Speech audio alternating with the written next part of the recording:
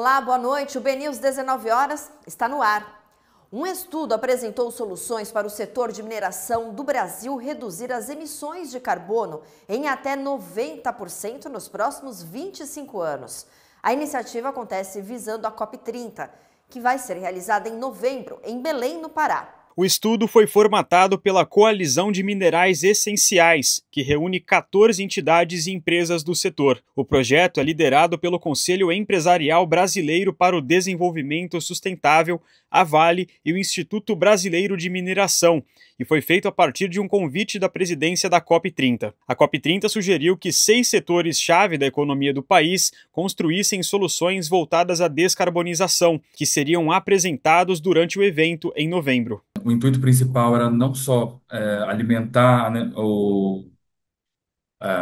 alimentar a presidência brasileira com pontos de negociação, mas também entender como o setor privado projetaria a descarbonização futura para 2050, prevista dentro do Plano Clima, e contou com 25 empresas que participaram das discussões, e no momento, pelo menos, da assinatura da coalizão, que foi feita quando ela foi entregue ao embaixador Ronaldo da Correia do Lago, tínhamos 15 empresas inscritas assinando. O estudo envolveu 3 escopos de contribuição da mineração para a descarbonização e transição energética. O primeiro eixo apontou uma redução potencial de até 80% nas próprias atividades de mineração, além da neutralização de cerca de 14% das emissões, o que geraria uma redução total de cerca de 90% até 2050.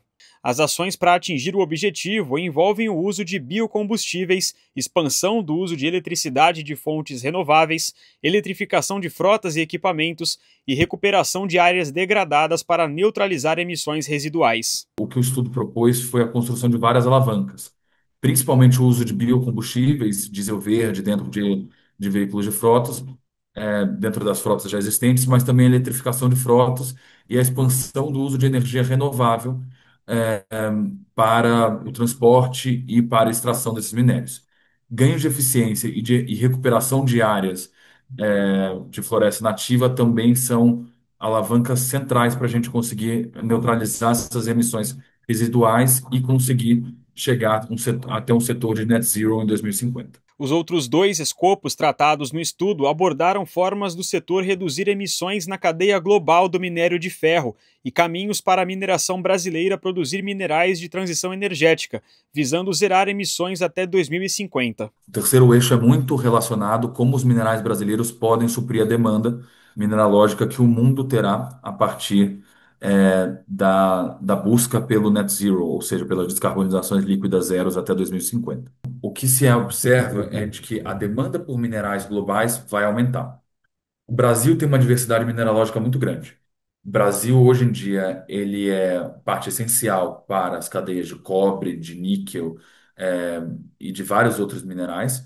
O Brasil, hoje em dia, é o segundo maior reserva de terras raras, por mais que a gente ainda não tenha a capacidade de refino, que é necessária para conseguir comercializar isso de uma forma com um maior valor agregado, como a China o faz. Mas o gestor de políticas ambientais do conselho que desenvolveu a pesquisa aponta alguns desafios para colocar o plano em prática. Os principais obstáculos são econômicos. O cenário regulatório deve ser voltado a incentivos financeiros, conectados aos objetivos do estudo, segundo o especialista. As incertezas que novas tecnologias podem causar para a chegada de investimentos e a forma como esse financiamento seria feito também é uma preocupação, mas ele ainda destaca os desafios de infraestrutura. Isso é um gargalo geral do Brasil, e que o setor de minerais, obviamente, também compartilha.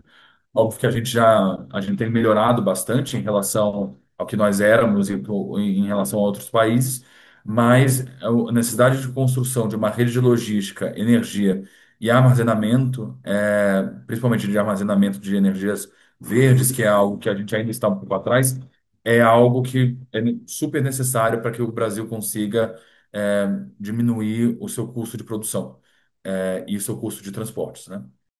O Porto Sudeste e a Samarco Mineração foram os grandes vencedores do Prêmio ATP 2025, entregue pela Associação de Terminais Portuários Privados em Brasília. O Porto Sudeste conquistou o primeiro lugar na categoria Inovação Portuária, com um projeto pioneiro de corte subaquático de rochas com fio diamantado, que reduziu impactos ambientais e aumentou a eficiência das operações. Já a Samarco venceu na categoria Impacto Social, com o projeto Maré de Sorte, que capacitou marisqueiras e pescadores do Espírito Santo, promovendo inclusão e sustentabilidade. Também foram reconhecidos os portos de Itapoá e do Açu, além das hidrovias do Brasil e da EDGE, por ações voltadas à inovação e ao desenvolvimento social nas comunidades portuárias. E o Ministério de Portos e Aeroportos realizou ontem um leilão histórico na sede da B3, a Bolsa de Valores de São Paulo. A concessão do canal do Porto de Paranaguá, no Paraná, inaugurou uma nova modalidade de concessões no setor portuário brasileiro. 4 propostas foram oferecidas pela concessão do Canal de Paranaguá, modelo inédito no país. 2 grupos ofereceram o desconto máximo previsto no edital, de 12,63% na taxa inframar, paga pelos navios para acessarem os portos e que cobre os custos das dragagens necessárias para as manobras das embarcações. Uma oferta foi do CCGD, o Consórcio Canal Galheta Dragagem, formado pela brasileira FTS Par e a Demi Dredging da Bélgica, e a outra foi da chinesa Czech Dredging. A partir do empate na primeira etapa do leilão, a disputa seguiu para um viva voz, onde o critério foi o maior valor de outorga oferecido.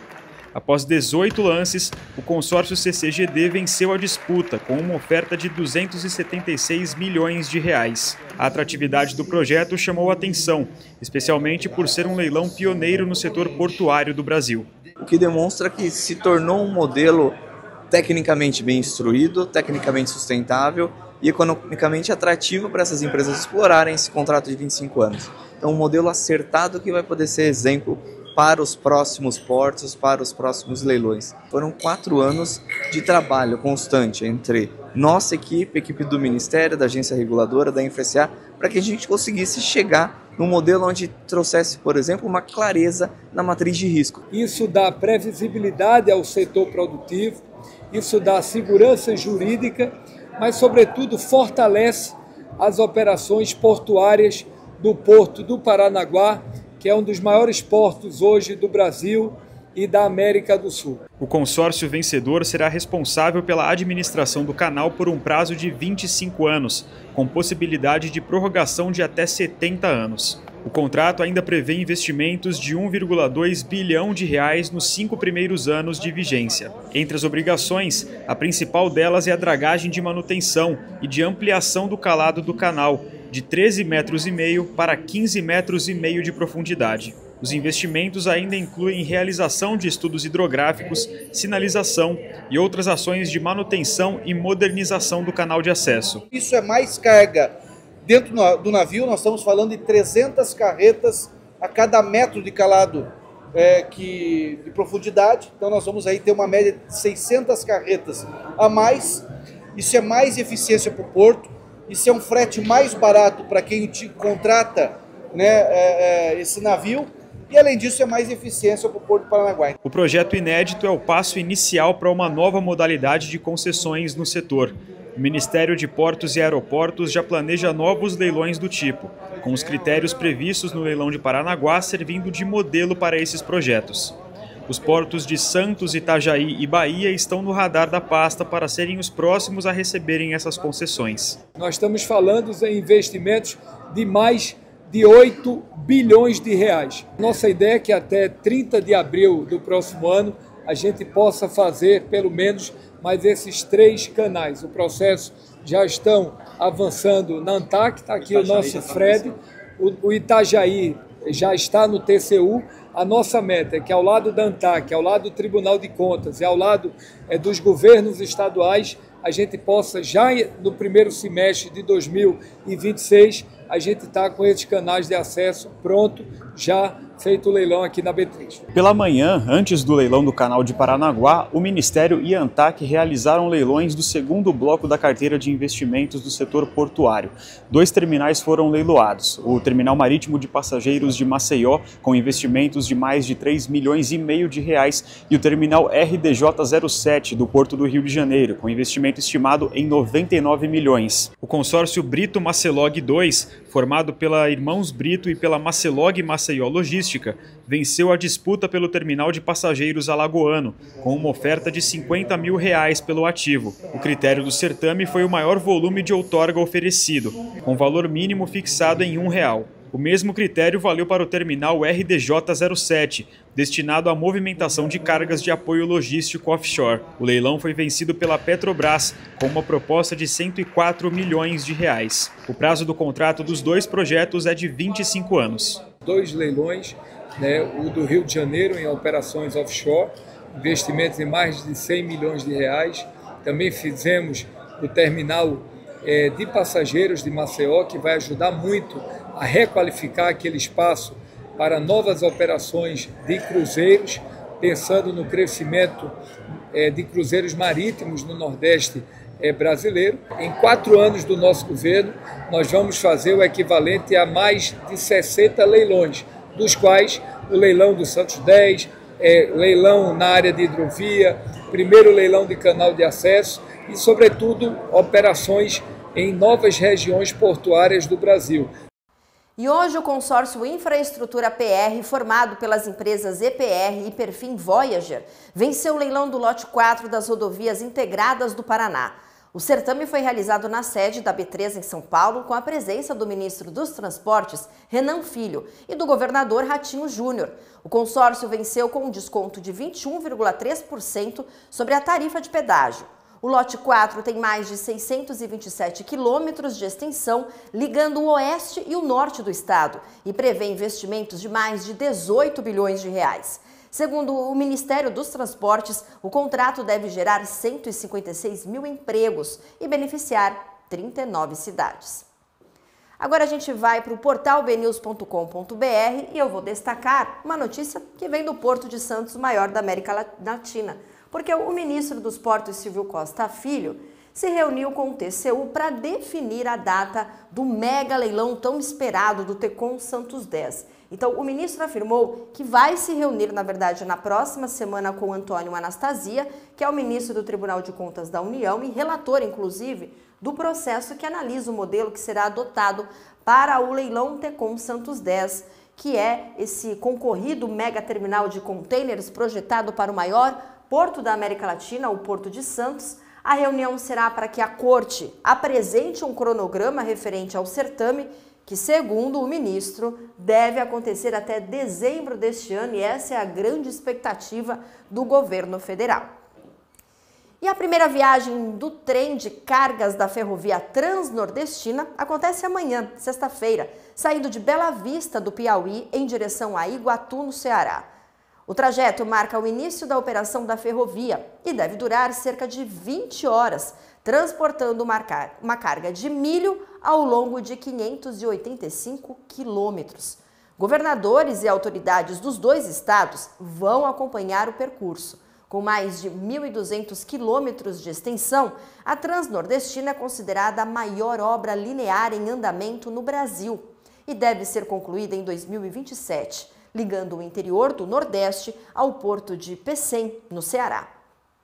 Vamos ver agora outros destaques de hoje. A Justiça de Minas Gerais determinou mediação privada para resolver impasse em relação aos estornos de pagamentos realizados por cartões de crédito no caso da 123 Milhas, que está em processo de recuperação judicial. Os valores ultrapassam a casa dos 5 milhões de reais para consumidores que realizaram compras antes da abertura do processo judicial.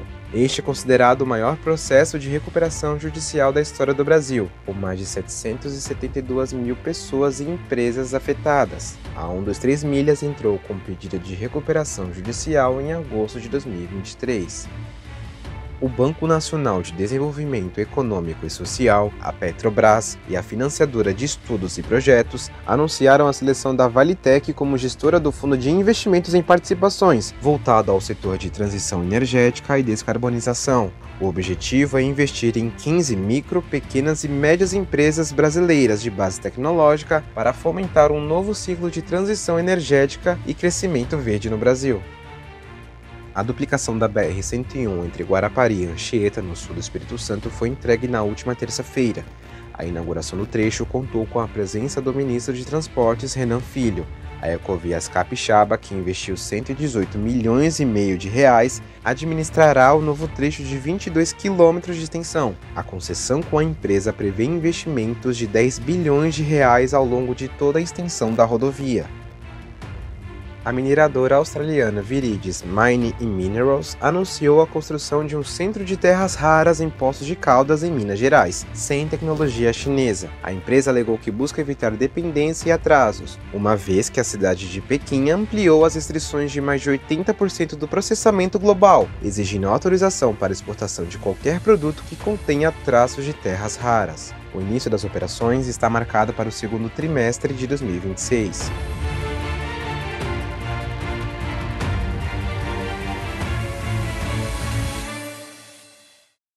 A Comissão de Viação e Transportes da Câmara dos Deputados realizou nesta semana uma audiência pública para discutir a construção do túnel que vai ligar as cidades de Santos e Guarujá, no litoral de São Paulo. A audiência pública realizada pela Comissão de Viação e Transportes da Câmara dos Deputados discutiu o andamento das obras do túnel submerso que vai ligar Santos e Guarujá, no litoral de São Paulo. O debate abordou as questões sociais, ambientais e de reassentamento das famílias que vivem nas áreas próximas ao local da construção, além das medidas de compensação urbana previstas pelos governos municipal, estadual e federal. O deputado Leônidas Cristino, do PDT do Ceará, que convocou e presidiu a sessão, falou sobre a maturidade técnica do projeto. A execução dessa obra para o Porto de Santos é complicado. É uma obra complicada, porque lá tem uma entrada e saída permanente de navios, de grandes embarcações. Na hora que você for fazer esse trabalho no túnel, nós vamos ter que parar essa movimentação de carga. Por isso tem que ter aí um cuidado de tempo, um planejamento bem elástico. Caso contrário, vai ocasionar um prejuízo muito grande para a movimentação de carga no Porto de Santos, que é o maior porto da América Latina.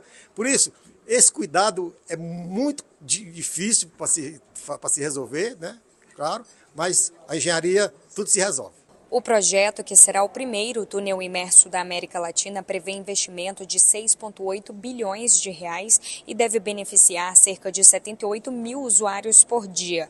Durante a audiência, representantes do Ministério de Portos e Aeroportos, da Autoridade Portuária de Santos e das prefeituras locais apresentaram os avanços no planejamento da obra e as ações voltadas à realocação das famílias. O diretor-presidente do Instituto Brasileiro de Infraestrutura, Mário Póvia, também participou da audiência e destacou a principal preocupação com a execução simultânea de diferentes frentes de trabalho, o que exige um alto nível de coordenação. A nossa preocupação, na verdade, é com as obras simultâneas. Como isso vai ser gerido é um verdadeiro desafio. Nós falamos aqui da dragagem do porto, da construção do terminal de contêiner, da transferência do terminal de passageiros, do projeto Valongo, a ligação com o aeroporto do Guarujá. São obras da terceira descida, isso tudo vai acontecer simultaneamente, tem um terminal de líquidos acontecendo, tem obras da perimetral da margem esquerda, portanto vai ser um verdadeiro canteiro de obras, essas obras têm que estar harmônicas, têm que estar conversando bem, porque tudo isso vai acontecer com o porto funcionando. Não é uma obra greenfield que está distante, não, isso tudo ocorre em meio urbano, ocorre em meio operacional e nós estamos falando de um porto que representa praticamente 1/3 da nossa movimentação em termos de PIB. Então, essa é a preocupação que nós temos e por isso estamos aí, o observatório do Instituto, né, com o site, né, para acompanhar passo a passo a realização dessa obra. O deputado Paulo Alexandre, que é o presidente da Frente Parlamentar, também criou uma comissão externa para acompanhamento das obras. Então, há toda uma preocupação, sim, mas, como eu disse, é o copo meio cheio, meio vazio. O cenário é desafiador, mas o cluster santista vai se consolidar como um hub brasileiro a partir de todos esses investimentos, todas essas obras. Apesar das preocupações técnicas e sociais levantadas, engenheiros e especialistas afirmam que o projeto está bem estruturado e deve garantir melhorias significativas para Santos e Guarujá, especialmente na mobilidade urbana e nas áreas próximas ao porto. O Ógmo Santos vai abrir um processo seletivo com 600 vagas para trabalhadores da categoria Capatazia, representados pelo Sintraporte. Serão 300 vagas imediatas e outras 300 para a lista de espera. O processo será conduzido pelo Instituto de Desenvolvimento e Capacitação, o IDCAP. Podem participar homens e mulheres maiores de 18 anos com o ensino fundamental completo. Segundo o diretor executivo do Ógmo, Evandro Schmidt-Pause, a seleção representa a continuidade de um trabalho iniciado em 2022 e vai reforçar em cerca de 20% o quadro total de trabalhadores portuários avulsos do Porto de Santos. O edital será publicado amanhã, dia 24 de outubro, e as inscrições vão até 29 de outubro, de 29 de outubro a 18 de novembro, no site www.idcap.org.br. E o BNews 19 horas fica por aqui. Tenha uma excelente noite e a gente volta a se encontrar amanhã. Até lá!